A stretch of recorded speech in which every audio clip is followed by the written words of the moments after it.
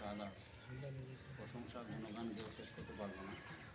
যে আল্লাহ সুবহানাহু ওয়া তাআলা আজকে তোমরা যে আমাদের সামনে উপস্থিত আছো, এটা শুধু আমাদের ছাত্র নও, তোমরা আমাদের সন্তান বা বেটার যে কোনো একটা সম্পর্ক থাকে, সেই সম্পর্কটা কীভাবে রাখতে হয় আজকে তোমাদের সামনেই এই আমার ভাই দেখেই দিল।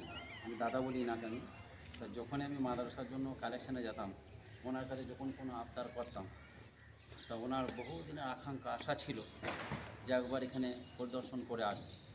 তা আল্লাহ সুবহানাহু ওয়া তাআলা সেই ওনার আশা এবং নিয়তটাকে আল্লাহ পূরণ করেছেন। এর সাথে সাথে যত পটভূমি বলি, পটভূমিটা না বললেও তোমরা বুঝবে না, তার কারণ হচ্ছে এর ভিতরে একটা অনেক শিক্ষা লুকিয়ে আছে। আমি যখন ওই জায়গায় থাকতাম, খুব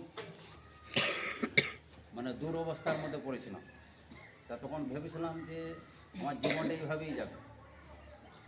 তো উনি যতটুকু পেরেছিলেন আমাকে সাহায্য সহযোগিতা এবং আমাকে পরামর্শ দিয়ে যে আমাকে সহযোগিতা করেছিলেন, যার কারণে আল্লাহ সুবহানাহু ওয়া তাআলা আজকে আমাকে এই জায়গায় দাঁড় করিয়েছেন। আমি সংক্ষিপ্ত বললাম যে উনি পরামর্শটা যদি না দিতেন, ওই সময়টা আমি ছেলে সন্তান নিয়ে ঘর ভাড়া অবস্থায় থাকতাম। তা ওই সময় যদি আমি এটা গ্রহণ যদি না করতাম, তা আমি তখনই ভেঙে যেতাম। সে আল্লাহর কাছে লাখ লাখ শুকরিয়া, এবং যতদিন বেঁচে থাকবো ততদিনই আমাদের অন্তঃস্থল থেকে দোয়া থাকবে।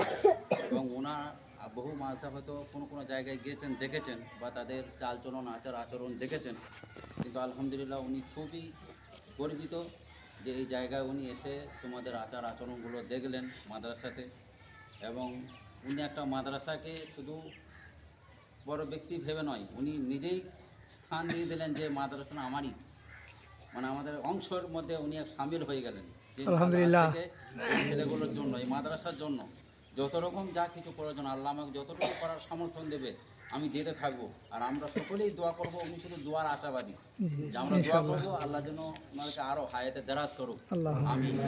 এবং আল্লাহ সুবহানাহু ওয়া তাআলা ওনার রুজি রোজগারের কারবারের বরকত দেয়। আল্লাহ যখন খায়ের বরকত দিতে থাকে, তখন তার মাধ্যম দিয়ে সে আরও সহযোগিতা আসে।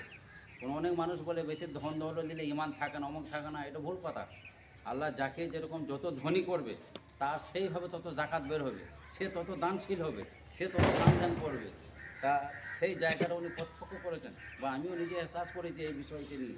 তা আল্লাহর কাছে বেশি বেশি সবসময় আমরা দোয়া করবো, আল্লাহ যেন ওনাকে আরও শরীরকে যেন সুস্থতা দান করুক এবং আরও হায়াতে বাঁচিয়ে রাখুক, যেন দিনে খিদমত করার সুযোগ তৌফিক দেখ।